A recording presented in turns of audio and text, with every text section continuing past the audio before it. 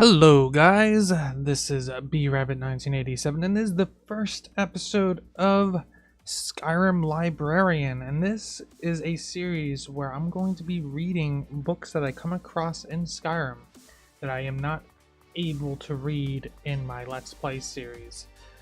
So, you know, the longer books and all that kind of stuff. So I'm going to get started here. First one that we're going to get reading to is Kodlak's journal. I didn't read this in the actual playthrough, so I believe it's actually a great idea to read this journal. So let's get started.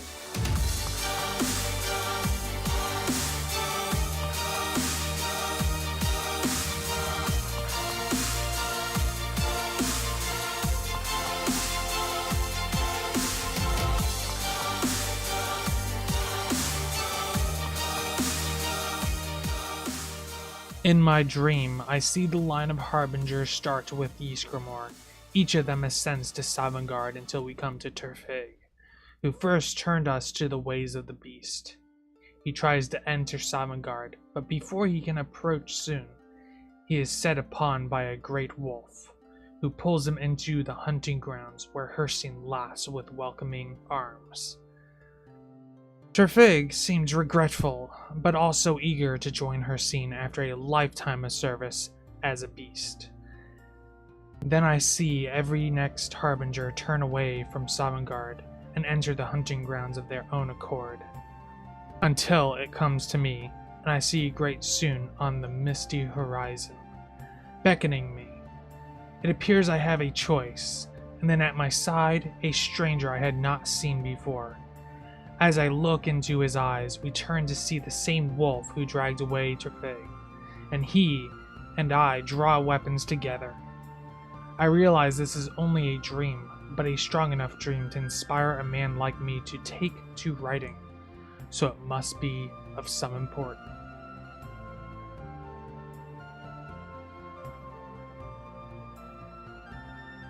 I've spoken my thoughts to the circle, withholding the part about the stranger lest Skyr worry I will no longer seek his counsel, and I was not surprised to see them torn by it.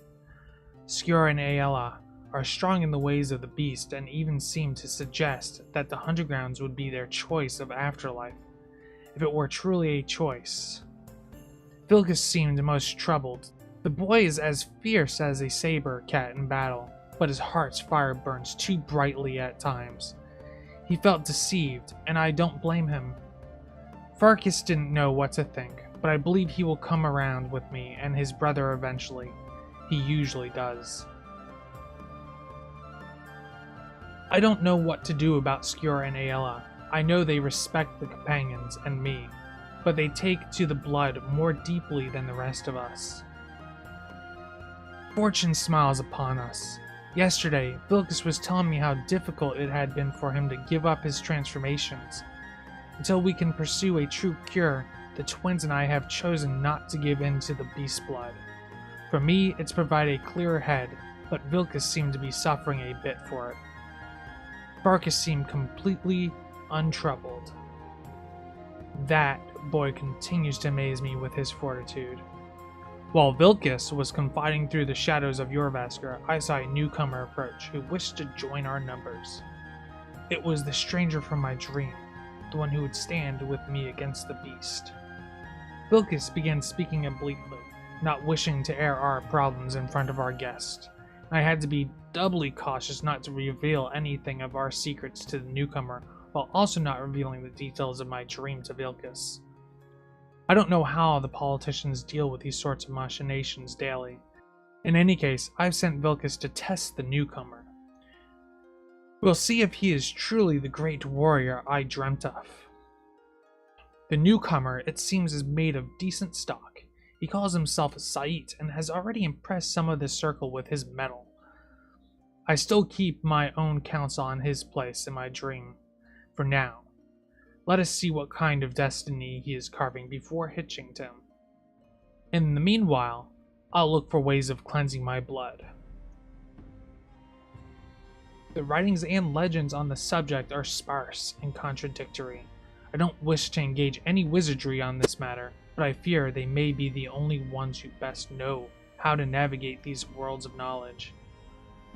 It's apparent to me now that Terfig's choice to turn us was indeed a mistake. Magics and their ilk are not in keeping with the spirits of the companions. We face our problems directly without the need of such trickery. I can only hope to guide us back to the true path of Ysgramor before the rot takes me. Saiit continues to impress. I don't know yet where he will stand on the question of the blood, but the question has not been presented yet. He does know that we carry the beast blood and appears curious about it. Soon enough, I can explain our troubles and hopefully see what role he will play. I'm amazed that Aella thinks she can keep a secret among this drunken rabble. Especially with the loss of Skyr, my heart aches. Emotions are fraying, and the walls of discretion are the first to fall.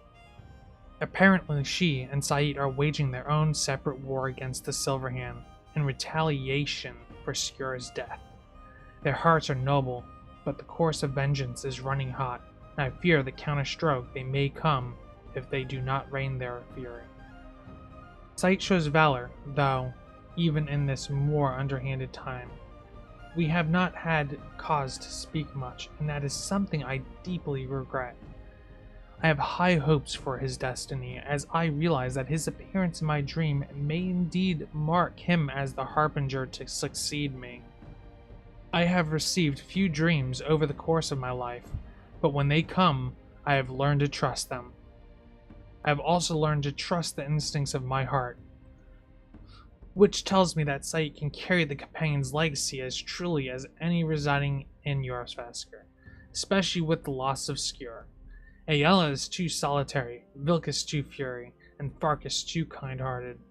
Only Saiit stands as a true warrior who can keep a still mind amidst these burning hearts.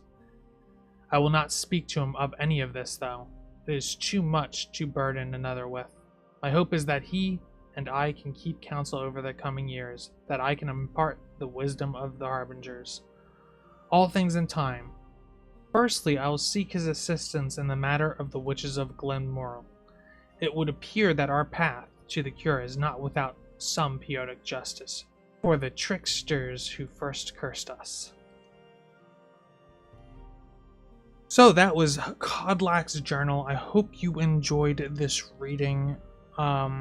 If you enjoyed this series, please give this a thumbs up. The more thumbs up I get on this series, the more likely I am to do more of this.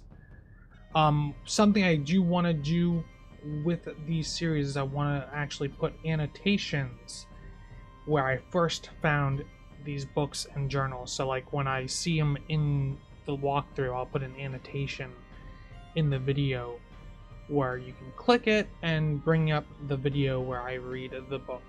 Of course, that will take quite a bit of time to read all of these books, but that's definitely the plan that I seek out to do, and hopefully I can get it done. Anyway, thank you for watching, and see you next time.